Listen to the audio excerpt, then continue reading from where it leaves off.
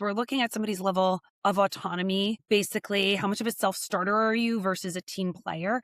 And I'll tell you, different people fit into different places. You can't have, if you have a room of all highly autonomous people, is anybody going to listen? Is anybody going to go and execute anything, right?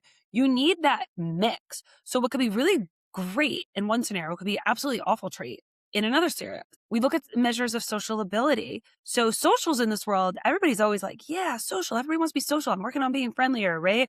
There's a lot of positions you don't need to be a highly social being. In fact, it comes to your accountant or your doctor, they don't need it at all. I prefer they are not. I want someone who's more introspective, who's going to sit back, watch, be analytical, and not have to be talking the whole time. And yet, social people are 4 times more likely to be hired for a position, regardless of whether they're qualified for it or not. Why is that? Yeah. They interview well, right? They connect with the interviewer. We measure pace/patience. How patient is somebody?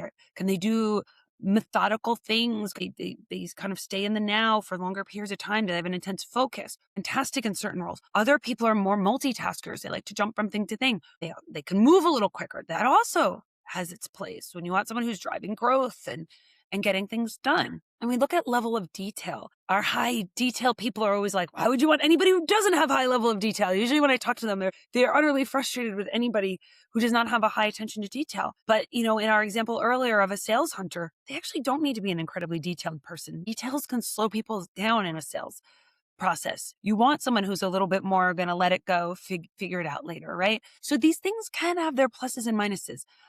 We look at a level of a measure of logic and also ingenuity. So all of these things combined in a ton of nuance, and I could never get into all of that in kind of this short conversation, is they play together. We are not the sum of any one piece of ourselves. And so we look at the measure of how much of something somebody has and where it falls in relation to their other traits. We come up with people who are very varied, but everyone has their place in this world when we find that right role for them. And it's so funny that you mentioned the person that interviews well, because I've definitely seen many iterations of those across that they're just like personable people. They know how to say the right questions and stuff.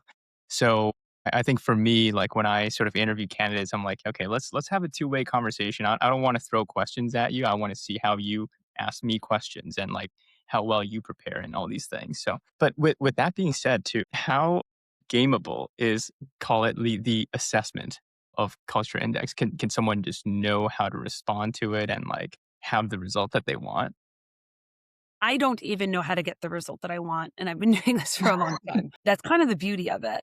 Mm, It is a list of words to choose from. And unless you're some sort of expert into this, what will often happen is people come back with an avoidant response when they're trying to game it because the selections they make don't make sense together. So there are measures in there to look for that. And we mm. will always revert to somebody's original survey because what will happen is somebody will get the results and then they do try to game it. Oh, I was really busy that day. I was tired, or let me take it again. And they're trying to get it towards the results that they want. We always revert back. Your most honest one is going to be the first time you've ever taken it.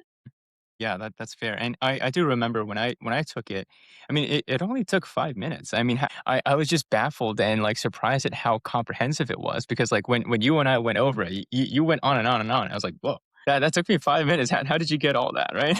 Yeah. So this has been around for over 20 years, well beyond my pay grade to figure this out. So I don't know how the sausage gets made. All I know is that it works. But it is part of the beauty of it is it's very short and sweet.